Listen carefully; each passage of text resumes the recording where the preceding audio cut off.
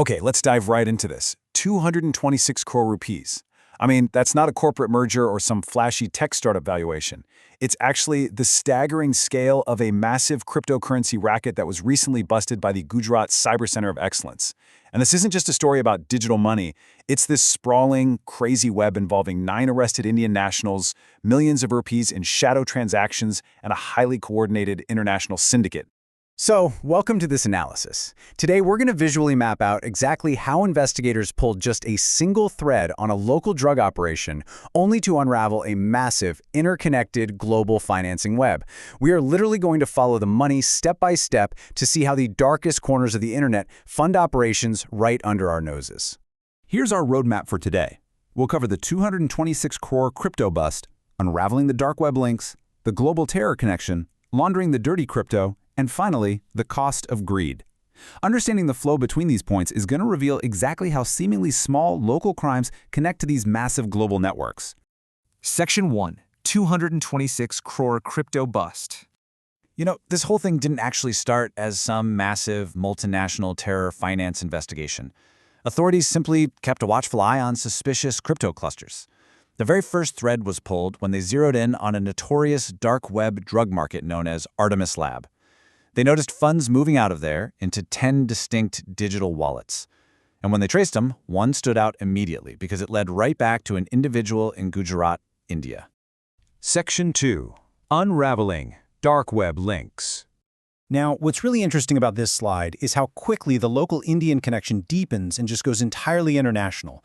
You've got Masan Milani based in Gujarat. He received about 3.5 lakh rupees and managed drug orders coming out of the UK via Telegram and the dark web.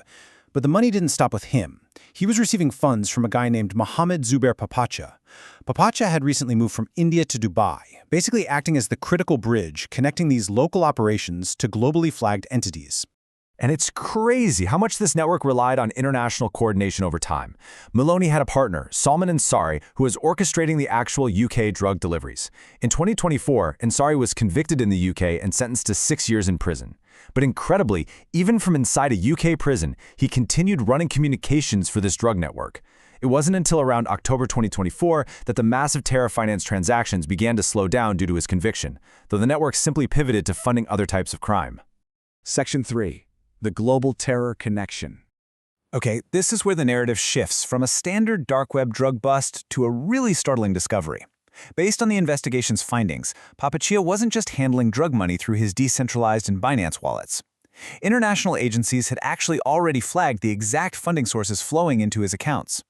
Israel's National Bureau for Counter-Terror Financing had seized 82 wallets linked to a Turkey-based entity called Al-Qahira, which was funneling funds to Hamas.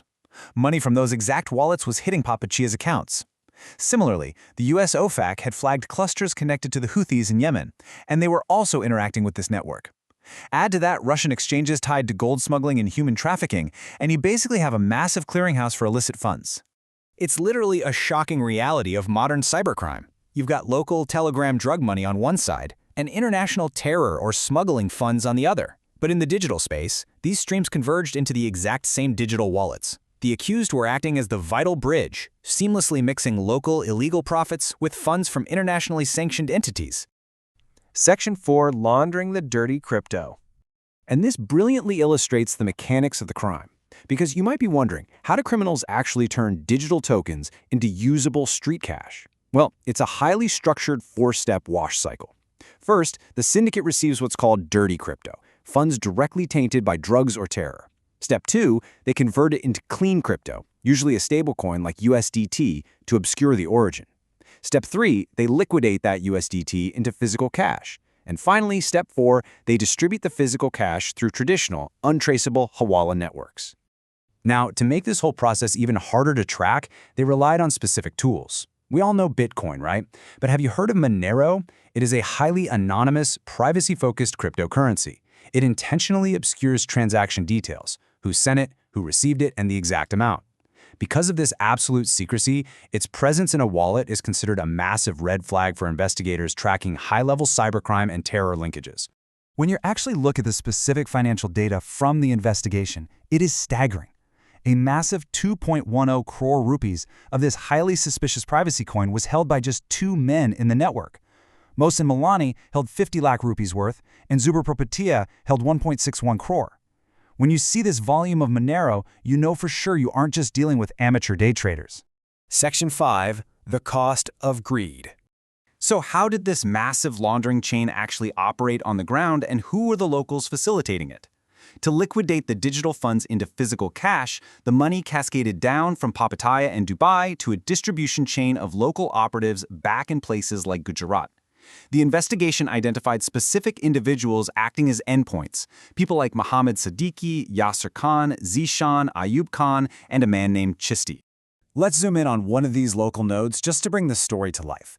Take Chishti, for example. By day, he's literally an interior designer. Yet investigators found 2 of his wallets directly used in this laundering chain. Adding a layer of complexity, the source notes that his mother is a former MIM corporator in Ahmedabad. But despite his day job and family background, the investigation confirmed his direct, active role in this underground financial network. So the crucial point is, why do ordinary people, like an interior designer, get mixed up in moving money for dark web drug rings and sanctioned entities? Well, the cyber authorities put it pretty bluntly. They do it for the greed of a tiny commission. If someone on an unregulated Telegram group offers just 10 rupees more per USDT transaction, these local mules eagerly make the trade, turning a completely blind eye to who the stranger on the other end might actually be. But here is the stark warning from the authorities. Playing dumb is not a legal defense. When you act as a mule for unverified, unregistered crypto transactions, you legally bind yourself to that dirty crypto. We've seen this before. In a previous case in Morbi, individuals chasing similar commissions ended up facilitating 10.29 crore rupees directly to a wallet in Pakistan. When you engage in the shadow economy, you are legally tying yourself to whatever cybercrime or global terror network generated those funds. It's just a chilling reality of our highly interconnected digital age. The lines between local opportunism and global threats are completely blurred now. So I'll leave you with this provocative question to think about. For a mere 10 rupee extra commission on an anonymous app, are you absolutely sure you know where your crypto is coming from? Thanks for joining me on this explainer, and definitely stay vigilant out there.